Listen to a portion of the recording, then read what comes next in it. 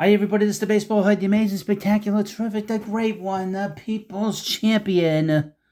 Your host, and welcome back to the Baseball Hood 2. Hopefully, you like this video and hit that subscribe button. As you know, Paul Skeens was the number one pick in 2023, and he's gotten off to an incredible start. Won the National League Rookie of the Year last year for 2024. And there's a very good chance, folks, that he could win the Cy Young this year. Now, the number 2 pick 2 years ago was Dylan Crews for the Washington Nationals. He has not gotten off to such a hot start, and he's been struggling this year. This is an article from Federal Baseball. Washington Nationals need to give Dylan Crews a reset at AAA.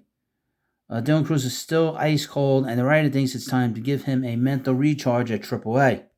Dylan Crews is a big part of the Washington Nationals' future plans.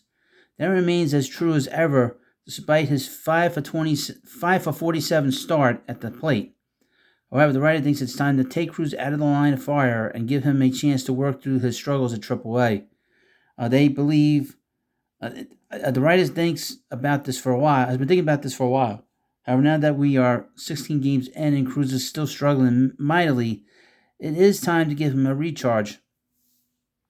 Last year, when Jackson Holliday came up to the big leagues, he was in a similar spot where Crews is right now. After 10 games and a 2 for 34 run at the plate, the O's decided to pull the plug and send him back down. Yes, the situations are different. Holliday was 20 and Crews is 23. The O's were more competitive than the Nats.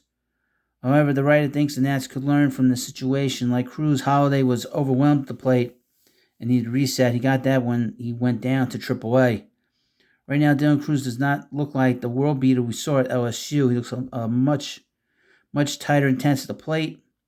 Pitches are way ahead of Crews right now. There was also a tweet that talked about how his swing has changed as well. A tweet. Let me just... So someone's opinion? So, the swing looks different because he's not being successful. In a lower stress environment, he will have more of an opportunity to work on his swing. One thing to keep in mind is that Crews never really dominated the upper minors. In 2024, he had 270 with 792 OPS across AA and AAA. Those are fine numbers, but not exactly indicative of a player ready to take the league by storm. For reference, when James Woods got called up, he was hitting 353 with a 1058 OPS in AAA. Now Dylan Crews did not spend a lot of time in the minor leagues. Maybe they should have kept him down there a little bit longer, give him a full season, which they didn't do last year. I don't need to go through all this garbage, all this writing. This is very similar to a lot of young players go through a lot of the stuff like this. He's a highly thought of prospect. The belief was that prior to the draft, he was going to go number 1. He was going to go number 1, and that Paul Skeens was going to go number 2. So he is a very strong prospect. But he probably needed more time in the minor leagues. They probably rushed him to the minors, rushed him to the majors, and that's probably the biggest issue. More than anything else, they rushed him to the majors. Because they probably saw how Skeens was doing so well, and they figured, well, every player, every person is different. And the Nationals, I would mention about the Nationals. This is the old Montreal Expo way of doing things. And the Montreal Expos always did a great job with their young players. That system is still in play there, okay? Because they still have that infrastructure. Because as you know, the Expos always develop very good prospects, very good players in their system for 40, 50 years. So that infrastructure is still there with the Nationals. That has not gone away. They just call themselves Washington. They're just in Washington now. But they always were able to develop great players. And they'll figure it out with him. I mean, like I said, they rushed him to the majors. They probably shouldn't have done that. But I guess they felt they needed to do more for the fan base. And they've gotten off to not a bad start right now. They're 7-10.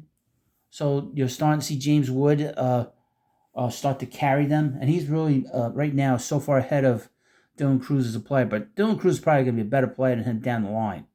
But this is a team that knows how to run their organization. It's an organization that knows how to run their farm system. They know what they're doing. And if you're a Nationals fan, you should be pretty happy with their development this year.